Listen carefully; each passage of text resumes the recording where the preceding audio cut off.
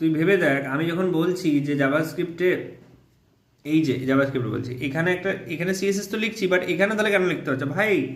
আমরা কিছুই ডিফাইন করছি না আলটিমেটলি। এই যে এই মালটার ডিস্টেন্সটা কেন, বা এখানে এরকমই কেন আছে, আমরা কিছুই ডিফাইন, এই পুরোটাকে মানে এই যে সোয়াইপার র্যাপার যেটা আছে, হ্যাঁ, সেটাকে আমরা রেখে দিয়েছি 100% উইথতে। বাট তার মধ্যে যে স্লাইডগুলো আছে সেইগুলো যে এইভাবেই থাকবে, এই জিনিসটা সিডিএন থেকে আসছে।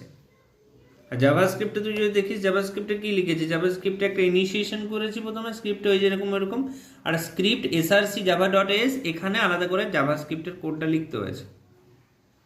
এটা কোথায় পেলাম, পেয়ে যাবি ওখান থেকে।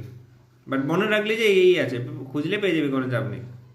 হ্যাঁ, এটা যেমন মনে হতে পারে সুইপার আর মাই সুইপার আছে, তাহলে 100% উইথটা কাকে দেবো? অবভিয়াসলি সুইপার র্যাপারকে দেবো, দিলেও হতো হয়তো, আমি জানি না।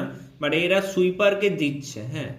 সুইপার স্লাইডে তো নর্মাল ঢুকে যাচ্ছে, বাট সুইপারকে দিচ্ছে ওরা এই 100%। আচ্ছা, এখানে সুইপার র্যাপার যদি দিতাম তাহলে কি কোনো সমস্যা হতো? দেখে নিচ্ছি, সুইপার র্যাপারকে যদি দিতাম মামা, তাহলে কি কোনো সমস্যা হতো? Let's see. নট এ সমস্যা, কোনো সমস্যা হতো না।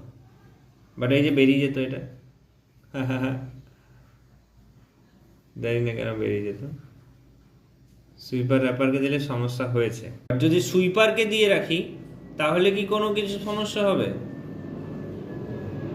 লেটস সি, कोई दिक्कत वाली बात नहीं है।